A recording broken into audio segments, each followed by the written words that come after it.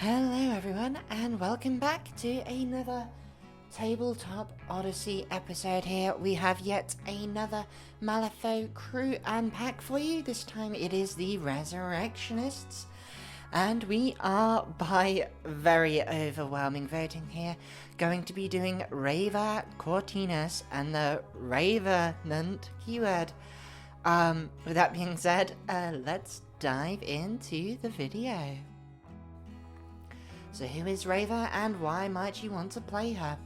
Well, she happened to be a little bit of a lost child who could hear the voices of the dead. A strange gift, however, did have her caretakers somewhat worried, and they called upon the exorcist, Vincent St. to rid her of what they thought was a great evil.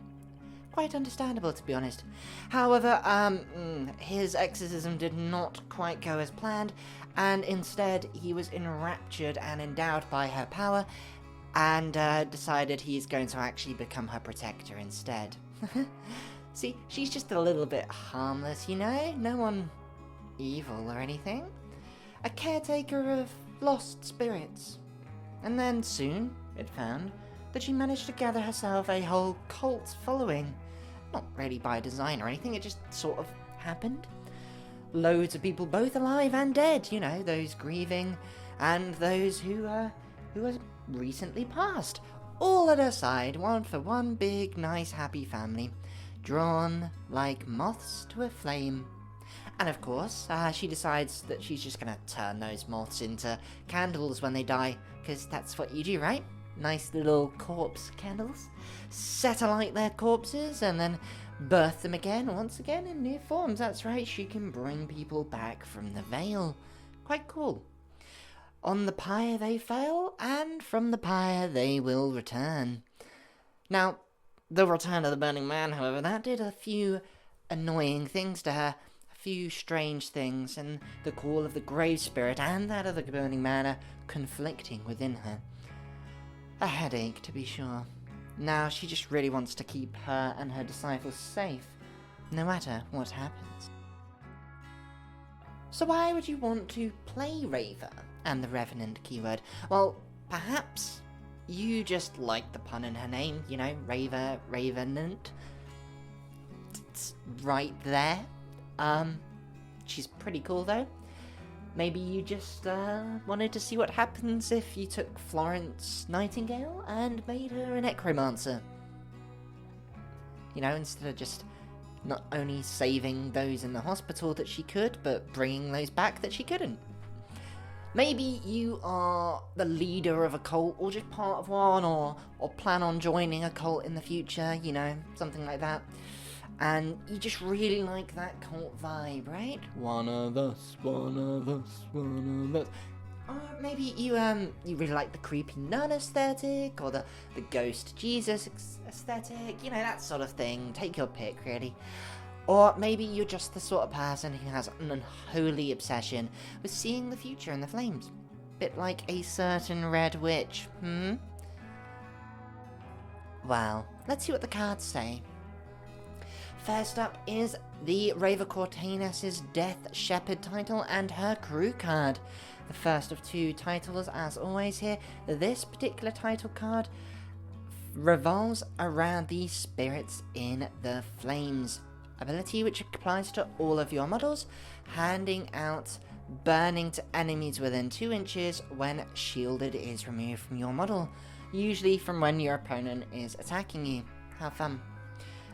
She also likes to hand out burning through things like pyre markers, which are 50 mil hazardous burning, and you know, her models can also remove the marker to receive a positive to any opposed door. Less fun, but quite nice. There is also the Flaming Rush trigger that goes on all your unique Revenant models, allowing them when they attack once per activation, spend a stone and make a pyre marker in base contact before getting to charge. This can mean a second charge, it's quite fun, and there's some stuff to gain from that. Death Shepherd herself is on a nice flaming horse here. She's pretty cool. She has a 13 wounds, 5/6 on her defenses, and a whopping 8 speed. Pretty good. She does have Resilient, which is nice to keep her nice and healthy, but honestly you can be quite reckless with her because she has Demise Defied, so once per game she can, when killed, drain a Soul Stone to heal 8 and have allies with an 8 gain shielded. That is a big range of shielded and a lot of healing. Even if it's only once per game, that's still pretty good, effectively giving her is what, 21 HP, pretty nice. She does, however, suffer from cumbersome, so because she's on a horse, she ain't getting on buildings. Sorry. But she gets Dark Garden's horse instead, which is the bonus for having a horse. She can't gain enemy tokens. Pretty cool. Finally, let's move to the back of her card, where all the interesting things are. I think Fire's Fury is her signature. It's probably one of the most interesting actions here. So she allows herself to target a pyre marker she's not already targeted, and enemy models within 2 inches are going to hit 2 damage if they don't pass 18 14 willpower duel. That's quite high for duels like that. Trigger to hand out shielded or to summon a corpse candle, which is built in. This is going to be really important. You will be summoning a corpse candle probably every turn, if not twice a turn.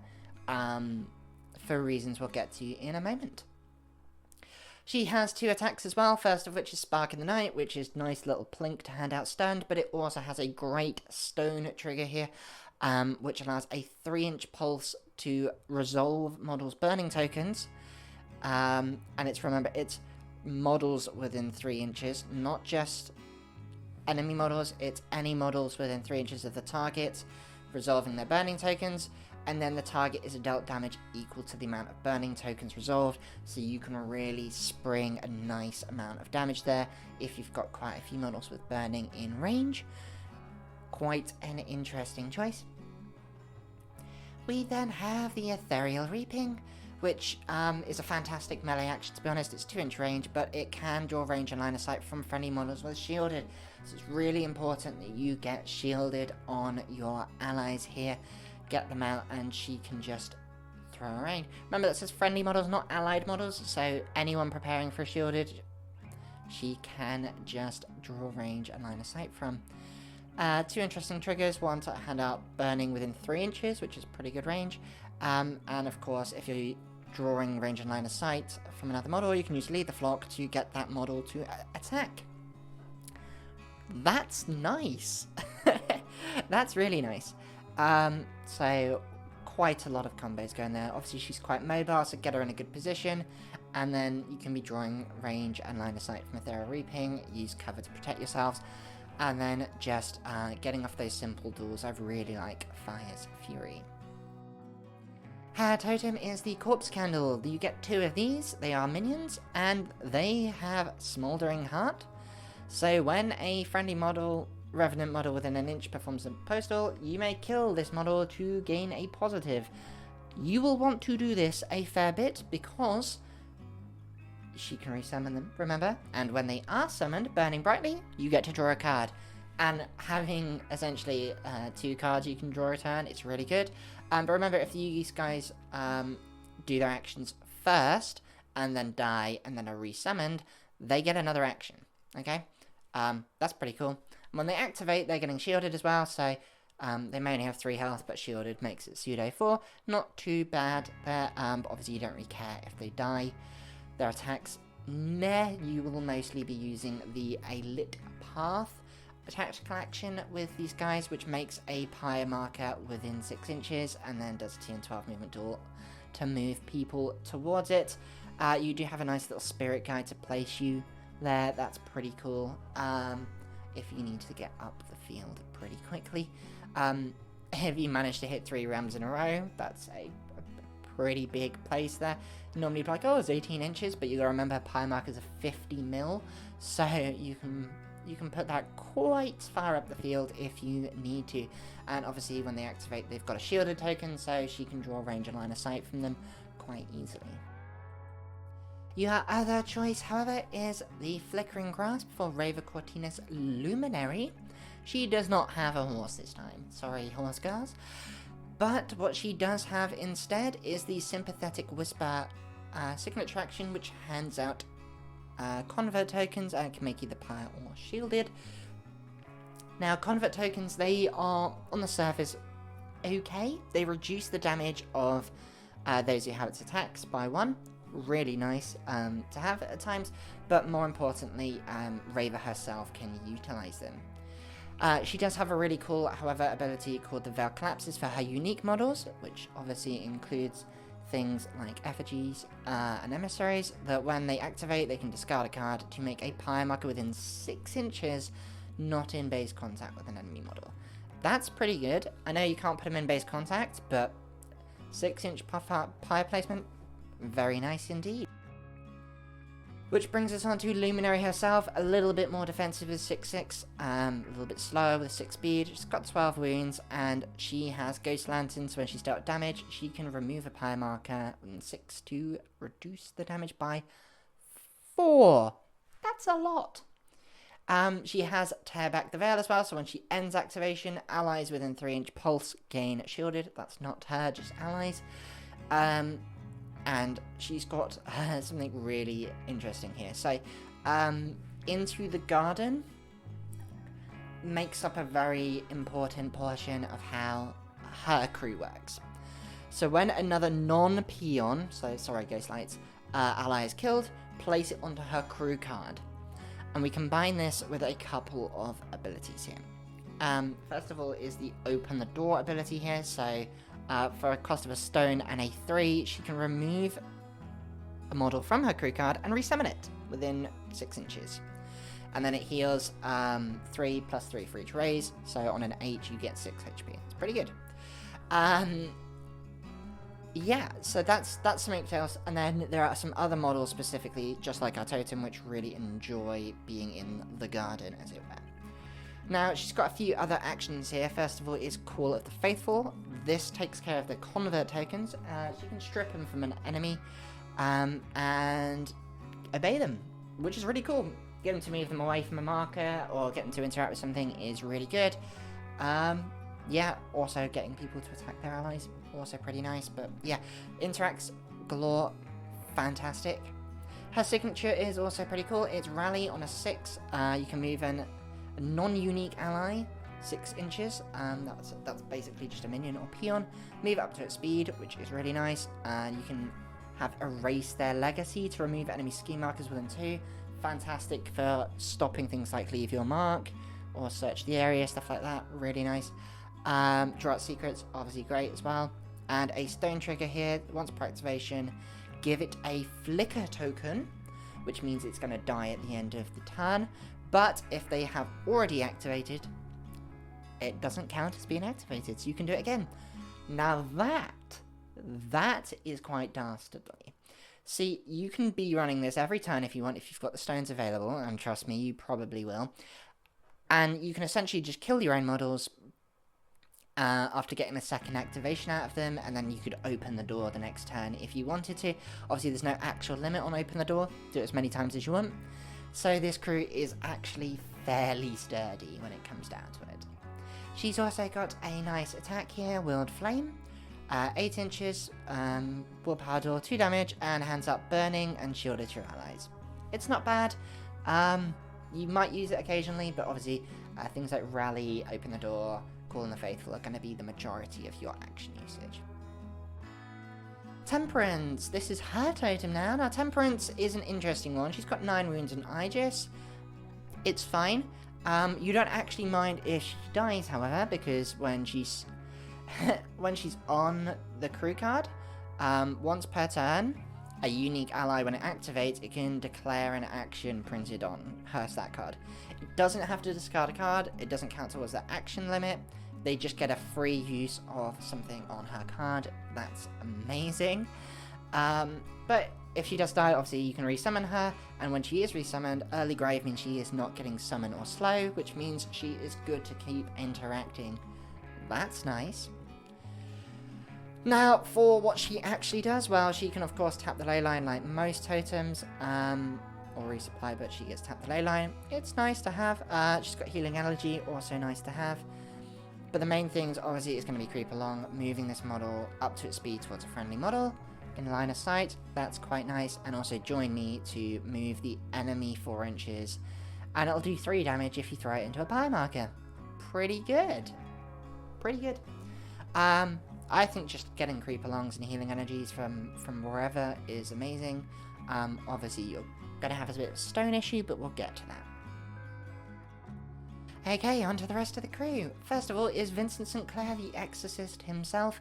He is 9 cost, 12 wounds, 5/6 defenses, and if the attack action that targets this model and causes his shielder to disappear, he gets to deal damage back. Yeah, that's fine. This guy is mainly a mobile gun platform, let's be honest here. He has run and gun, and expert climber, so he can just charge his way through buildings, as it were, which is quite fun. And obviously remember, in Death Shepherd, that stone trigger can be able to drop a pyre marker down as well. Pretty nice. He's also got roll aside here, so if he's engaged, he can move up to 3 inches and declare a gun action. So this means that he doesn't have a melee action, but he doesn't really care, because he can just jump out and shoot you in the face with a nice stat 6 3 damage gun, which becomes stat 7 if the target is at a lower elevation. You got expert climber, let's hope that's the case. He does have the ability to remove burning token and create pyres off of that as well, which is pretty cool. You then have Light the Pyre, his signature, which allows him to target a marker within 4 inches and turn it into a pyre marker. If it's an enemy marker, you also gain shielded. Pretty nice, and a nice little heal on the trigger. That's okay. He's a very niche situation, a bit of an interesting beta per se, because he doesn't have a lot of inherent synergies with the rest of the crew. I'd be tentative at taking him at best. We've then got the Restless Spirit, which really is a Luminary only model. It's quite cheap for cost. 5 wounds and incorporeal is not going to keep it on the board with those stats, however. This guy has on the other side. So if he dies and he gets put on your crew card, when a friendly model ends its activation, you can just get rid of this. So it's basically a once per game thing, and you get to declare any action. So if you've got the stones left over, you know, obviously I wouldn't rush this guy in recklessly, but he's an alright for an unpack. But if you maybe need to squeeze out an extra action from somewhere, might be worth taking. Now his attack is fine. It can move enemies if they've got stunned. It's fine. Most of all, if you are taking this man, he's going to be spamming Grave Mist to hand out shielded to allies within 3. And then move them and himself up as well.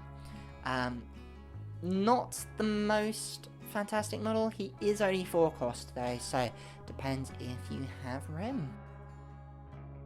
Now Ghost Eater here. Now this guy is very interesting, and you are going to want to take him because of the amount of stone actions you have within your crew. Ghost Eater here, he is a hard to kill model, 11 wounds, which means he's going to be sticking around a little bit. And when he activates, he can discard a card or deal 2 irreducible damage to himself to summon a Ghost Light. We'll get to those in a moment, they're really good. And then obviously you can use Blinding Flash, a tactical action, to kill a model, probably a Ghost Light, but I mean you could do it to a Lampad and it wouldn't be that big a deal. Or, well, really anything that you kind of wanted to resummon in Luminary. And then enemy models within 2 inches of the target, they're going to pass a TN14 speed duel, or they're going to take a 1 damage and burning. I mean, that's not the biggest deal, but it's the killing the target which could help. There's a few good demises about. Now, he does have a 2 damage melee, which has Siphon Life. That's okay, but realistically, you're looking at his signature magic attack here, which is 3 damage and ignores certain defenses on arrays. Really nice. Can summon a Ghost Light as a trigger and also has Siphon Life. This guy, essentially, if he gets a ram on all of his attacks, could be pumping out 12 damage a turn. Now that is a beta. Now, Ghost Lights themselves, they are a 2 cost peon. Obviously, you're never really going to be hiring them. They basically can move allies 3 inches. That's fine. with flight and 7-inch move, so they can get into a nice position. If they die, which is probably from being killed, either from the Ghost Eater or someone else, they spam out shielded or a healing of 1 to someone. That's okay, but realistically speaking, these guys are here for consume soul and nothing else. So when an ally within 3 inches is going to drain a stone, basically kill this model instead. Yeah. And because obviously they cost a card to summon from Ghost Eater, that's not a bad trade. Card for a stone. On to the minions here. First of all, we've got the Draugr. Now, these flaming axemen are pretty cool. They have resilient and 9 wounds, which is going to keep them around a little bit. With Fury of the Faithful, so if their shielded gets removed, once again, spills the damage back, just like Vincent St. But these guys really love to be charging. Their 6 speed is not the best for this thing, but after resolving their charge, they can deal a damage to themselves to give burning to the person they're engaged with. That's cool. And then they've got a nice funerary axe, which if the target has burning, it's going to do 3 damage instead of 2. Nice. Can also hand out stand and move them, so that can drop them into pyre markers as well. Really cool.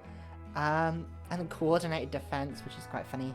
Instead of coordinated attack, hands out shielded to an ally. You also have the signature from the pyre, so if a pyre marker is available within 5 inches, bounce to it. It's only 5 inches because the pyres are quite large. You're essentially getting the extra inch there. Nice little leap if pyres are in place and you don't remove it, even better. And you can splash out burning. These guys are nice to have, I think. Definitely worth a consideration.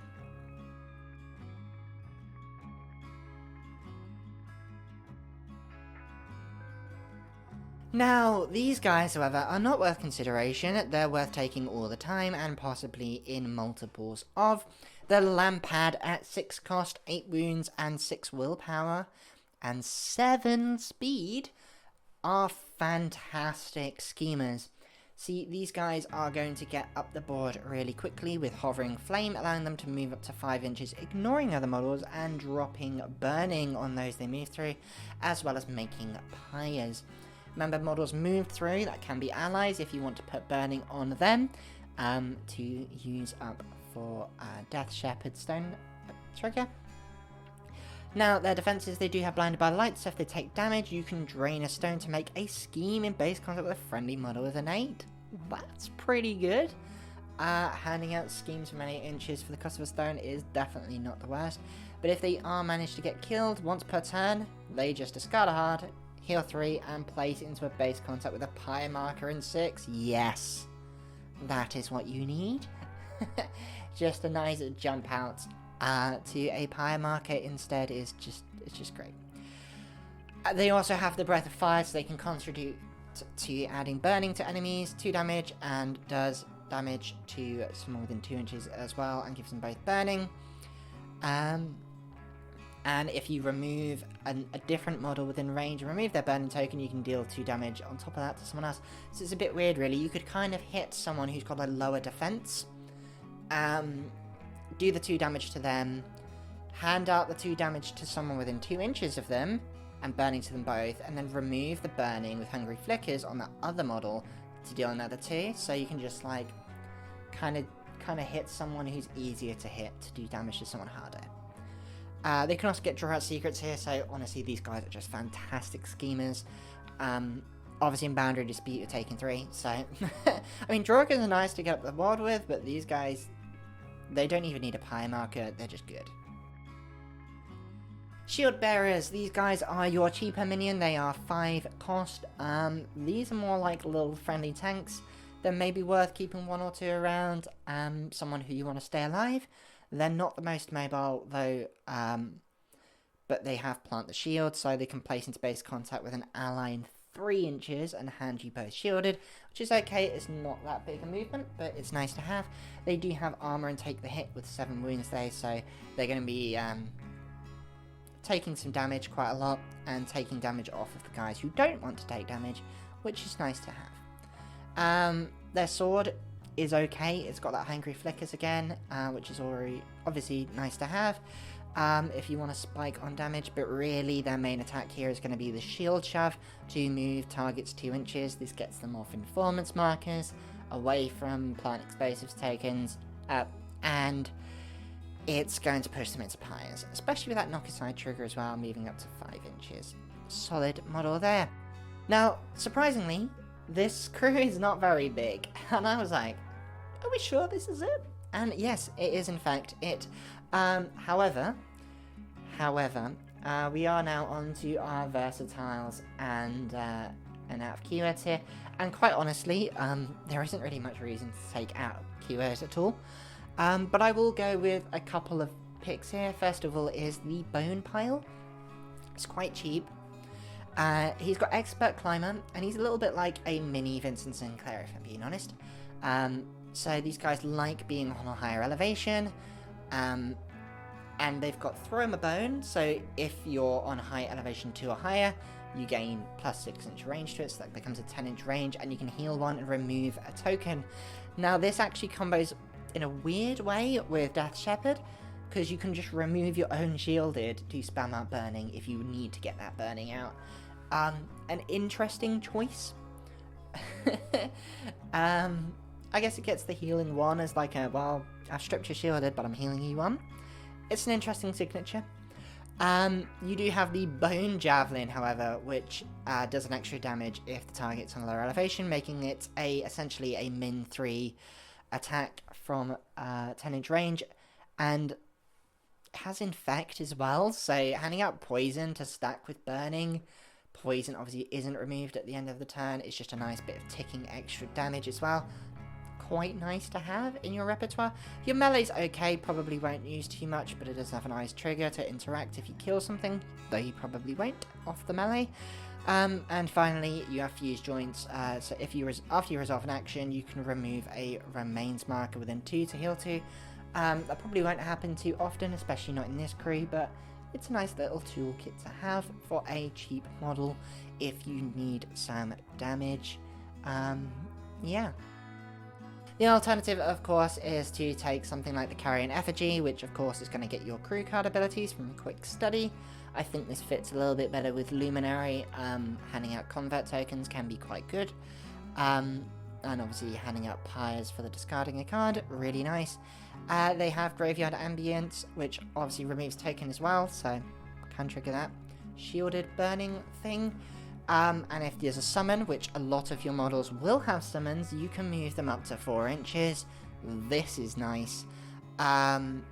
Just gets those summons up the field even further. You have an okay attack as well, that if you happen to get lucky and get a raise, you can hand out Craven, which is a godsend at denying people the ability to interact. And finally, a nice little triggers here to hand out Slow, or if you've got the stones, become the Carrion Emissary, which is never bad to have in your repertoire. Now we've reached this stage of the video. We're into the Tactica now. First off is Death Shepherd. Obviously this crew is a little bit more defensive. It has lots of shielded, and it's really important to have the shielded up because it triggers off burning and obviously allows Raver to node. Now with good setup, you are able to get enemies grouped up together. This can be with things like Shieldbearers and other ways to push people together. Obviously having models who have burning on themselves as well can help. A Draugr charging, handing out burning to an enemy. If he charges through a pyre, gets burning on himself maybe. Hits him for a few damage. And then Raver can engulf flames, strip off the burning and just spam some extra damage through it is really nice. Raver also is going to be resummoning and killing corpse candles throughout, giving those extra activations from the corpse candles to do what you need to do, and obviously get them in the right positions as well, and get you extra cards, which is amazing. Now obviously you have a lot of stone abilities in this crew, so you'll be quite reliant on the Ghost Eater summoning Ghost Lights. They're going to make that cost a little bit cheaper for you. and also have the added benefit of splashing out shielded if need be. So make sure you've got that guy on hand. He's also really good at obviously spectral assaulting, so something worth considering. Lampads are your main schemers, but Draugrs can help if pies are placed well. Think carefully where you put them. I think this title is really good at that scheming play. She's really good at, she's got those noding to attack through where necessary, but she's also got that ability to just be fast, summon things in the right place, and just keep pushing. Now, Luminary, on the other hand, is, I hate to say it, but probably the better title, but she is obviously a little bit more to manage. You need to keep track of who is on your crew card, so who's died, keep them on your crew card. What actions and summons beyond the grave is important. It's giving you that extra layer of survivability. Obviously things are being summoned, so they're not going to be able to interact afterwards, but it does allow you to just constantly bring things back, especially if you're going to be in a brawl. You do also have Restless Spirit and Temperance, who of course don't mind being on those crew cards because they're giving you extra actions or movement off of the back of it, and also not taking up your own AP, so that's really important. But Luminary is of course going to be spending most of her time either summoning stuff back from the dead, or she's going to be stripping convert tokens off and obeying enemies to push buttons for her, which means you're going to want to be spreading out convert tokens with the likes of the Effigy and other uniques if possible. Or it could be anyone really, but the cheaper models obviously work best. Now the crew card is obviously going to be setting up important actions through pie placing for Draugrs and the Lampad demise, so make sure to keep enough cards in hand for those. Obviously, as I said, supplying convert tokens to obey with. Definitely make sure you get the convert tokens on the right people. You've also got Call to the Garden. It is a last resort sort of thing, double activation. It is going to kill your models, but if the model isn't integral to interacting, it's more of a kill your model, absolutely go ahead, just kill that model. Give them an extra activation at the end of the and then let them die at the end of the turn. Bring them back another turn, absolutely fine. These guys can be chopping all they need. Yeah, I mean, sometimes you need just that to squeeze that extra interact out as well. It can be used for that, but when they're summoned back, just be careful. If you summon them back, they won't be able to have quite that efficiency there. Once again, Ghost Eater seems pretty important here. You're going to need them to pay for your stone actions, so something to consider on that front. We have very quickly here reached the end of our video. I know it's a little bit of a surprise. Usually videos are a lot longer than this. They usually have a few more models in the crew. With that being said, I hope you have enjoyed the Revenant keyword. I think it's quite an interesting keyword to function with. We do like our little ghost nun lady here. Now, up next is Guild, so please make sure to give me your recommendations on who you would like to see for Guild, and that will be the end of the second circuit of Masters. So we'll be going right back to the start again after this, looping back around, which is fantastic. And if you've made it this far to the end of the video and you haven't subscribed, please consider doing so. I really appreciate the support. It just allows me to keep putting out more helpful videos for everyone. And if you've got any suggestions for me as well, please leave them in the comments below. Thank you very much for watching. This has been Tabletop Odyssey.